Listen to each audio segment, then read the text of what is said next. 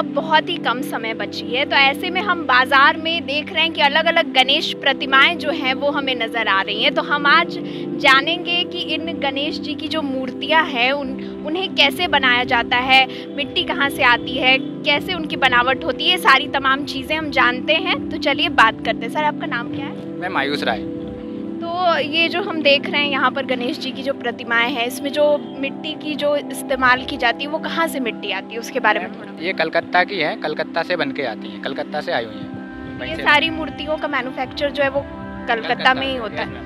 हाँ, तो कितने दिन से यहाँ पर ये शॉप जो है वो लगी है? यहाँ से 3 दिन से लगी हुई है। तो वो किस टाइप की मूर्तियाँ इस बार ट्रेंड में, क्योंकि हम यहाँ देख रहे हैं अलग अलग तरीके, तो कौन सी ज़्यादा लोग खरीद रहे हैं? हम लोग खुद डेकोरेट कर रहे हैं। पगड़ी वाली एक क्रेज में चल रही है, अभी काम यहीं कर रहे हैं, पगड़ी यहीं लगा रहे हैं मैम, वही क्रेज में चल रही है। पब्लिक की भी डिमांड होती है कि हमको दगड़ू सेट चाहिए या लाल बाग के राजा चाहिए या महाराष्ट्री पैटर्न चाहिए, तो उस प्रकार से भी हम ग्राहक की डिमांड पर बनाकर मूर्तियाँ उनको परचेस करते हैं।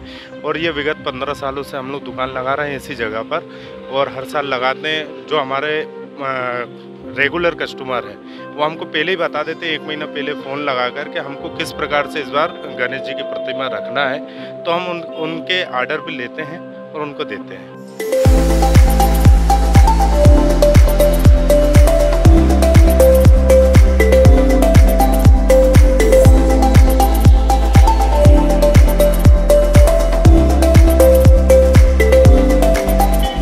प्रतिमाएं तो बहुत सारी हैं, लेकिन जैसे हमने पहले बात की तो वहाँ जो मिट्टी थी वो कोलकाता से आई थी। यहाँ पर गणेश की प्रतिमाएं दूसरे जगह से आई हैं, तो हम उसके बारे में भी जानते हैं। आपका नाम क्या है? मेरा नाम सौरभ कनारिया है।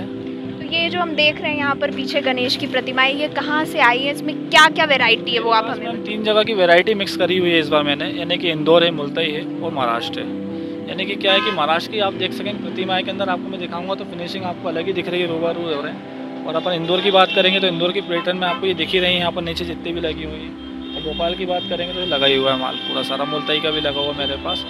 और प्योर मिट्टी के इस बार हम लोगों के, जैसे कि मोदी जी के संदेश था, उनके जो थे, उनके जो उन्होंने जो चीज़ बोली है कि मिट्टी की गणेश प्रतिमा बैठेंगी हर साल, वो बैठाना पड़ेगी और पीओपी का आविष्कार करना है।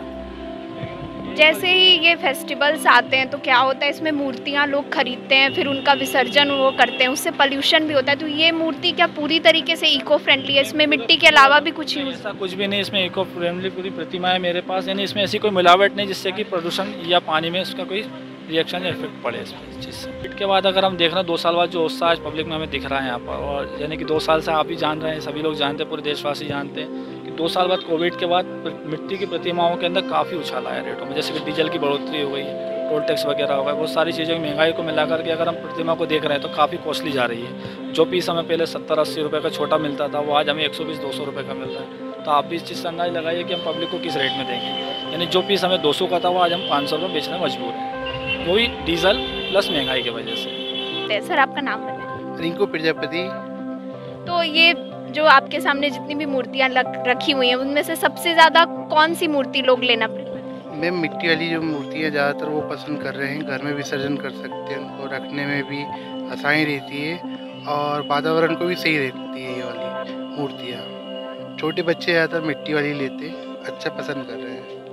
सबसे ज़्यादा मूर्ति की जो रेंज है वो क्या है और सबसे कम क्या है वो हमें? 200 रुपये से स्टार्ट है मैम जी, 500 तक के मिट्टी की मिल जाएगी अपने पास। छोटी मूर्ति 1 फीट से नीचे की। फिर बड़ी मूर्ति जैसे लेंगे आपको 10,000 5,000 जो चाहिए वो तो मिलती रहती है मार्केट में। कच्ची मिट्टी की मूर्तियाँ अपने पास, ये पूरी देखिएगा, अच्छी सेलिंग हो रही है, बढ़िया, ठीक है। अभी तो मूर्ति बनाने को लेकर के आपके पास पहले से ऑर्डर्स आते हैं, मतलब कितने दिनों से लोग कुछ ऐसी डिमांड करते हैं कि उन्हें इस तरीके का मूर्ति, इस तरीके की? मार्केट में आते हैं, मार्केट में जो तरह की दुकानें लगती है, अलग अलग अपने अपने कहीं से लेके आते हैं। हम लोग तो कलकत्ता से मिट्टी वाले बनवा के लाते हैं। वहाँ की कलकत्ता टेराकोटा की जो मिट्टी होती है वो मिट्टी भी होती है और चिकनी मिट्टी होती है। तो इस तरीके से मिट्टी में क्या हम डेकोरेट करते हैं, ये देखिए, डेकोरेट वगैरह भी करते हैं तो आसानी से चिपक जाता है। ये देखिए मिट्टी में ये पूरा डेकोरेट कर रहा हूँ मैं, ये सब पूरे नग मोती लग जाते हैं।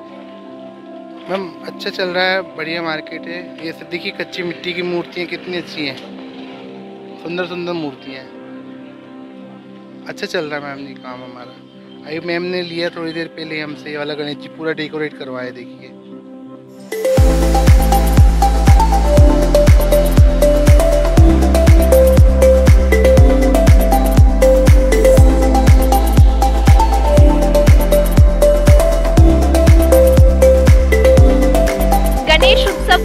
लोगों में भी उत्साह है, तो हम कुछ लोगों से भी बात करते हैं और जानते हैं कि वो किस टाइप की गणेश की प्रतिमा अपने घर पर लाना इस बार प्रेफर कर रहे हैं। तो चलिए सीधे लोगों से बात करते हैं। मैम, आपका नाम क्या है? मेरा नाम शिवांगी है।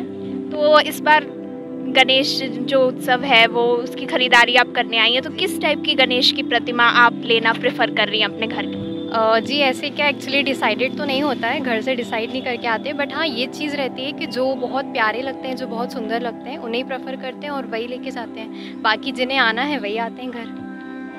बीच में जब कोविड आया था तो सारी ये चीज़ें जो थी वो बंद हो गई थी, बाहर लोगों का आना जाना नहीं था, मूर्ति भी घर पे ही बस पूजा कर रहे थे। तो अब जब वापस से सारी चीज़ें फिर आप करते हो तो उसको कैसे आप देखती हैं, क्या होता है? जी, काफ़ी अच्छा रहता है। जैसे पहले क्या होता था, एकदम घर में ही सारी चीज़ें घर में ही रहते थे और बाहर भी झांकियाँ देखने नहीं जा पाते थे, कुछ भी डेकोरेशन कोई चीज़ नहीं हो पाती थी, कुछ मिलता ही नहीं था, सब क्लोज था। तो अब एक वो चीज़ भी एक अलग ही उत्साह रहता है कि मतलब अपने मन से जो चीज़ें करनी है, जो डेकोरेशन करना है, 2 साल की कसर जो निकालनी है वो निकल जाती है।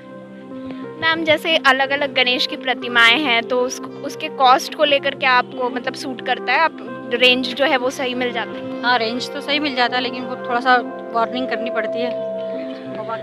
बाकी क्या, हम लोग मिट्टी के गणेश ज़्यादा प्रीफर कर रहे हैं। हाँ, अभी इको फ्रेंडली जो हम देख रहे हैं गणेश, वो भी बहुत सब लोग लेना प्रीफर कर रहे हैं, तो वो ज़्यादा आपको लगता है कि सुटेबल होगा? हाँ, वो ज़्यादा सूटेबल रहता है, क्योंकि उनको अपने घर में भी विसर्जन कर सकते हैं ना।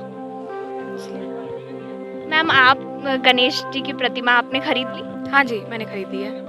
कैसी प्रतिमा आपने ली है और गणेश पूजा जो है वो आपके लिए क्या मायने रखता है? मैं एक्चुअली गणपति जी को ही मानती हूँ, ये मेरे प्रिय भगवान हैं। तो गणपति जी की प्रतिमा वैसे तो सारी जितनी भी प्रतिमाएं रखी हुई हैं वो सब सुंदर ही हैं, अपने आप में वो सुंदर हैं। इट जस्ट जो आपको दिल को छू जाए देखते साथ ही कि हाँ ये मुझे अपने घर लेके जाना है। तो हम मिट्टी के गणपति जी ही प्रेफर करते हैं, उनको हम अपने घर में ही छोटा सा टब लेके उसमें उनका विसर्जन भी कर देते हैं। एंड वही जो पानी होता है वो हम अपने पेड़ों में भी डाल देते हैं, जिससे हमारे एनवायरनमेंट को भी सेव कर सकें हम। बस ये फॉलो करते हैं हम।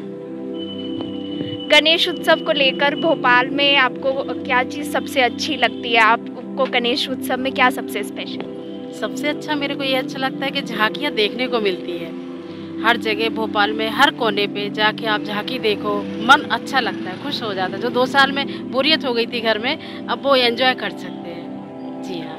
जब गणेश विसर्जन होने लगता है तो क्या मन में संकल्प रहता है कि फिर से, क्योंकि जब विसर्जन होता है तो सबकी आंखें नम हो जाती है, तो क्या लगता है आपको फिर से गणेश जी आएंगे, उसको लेकर क्या मन? बस उनसे यही प्रार्थना करते हैं कि जैसे इस साल अच्छे से रहे, ऐसे आने वाले साल फिर खुशियाँ लेके आए और अच्छे गणपति लेके आए जो सारे संकटें दूर करें, घर में खुशहाली लाए सब, और जो भी बीमारियां हैं सबको नष्ट करके जाए।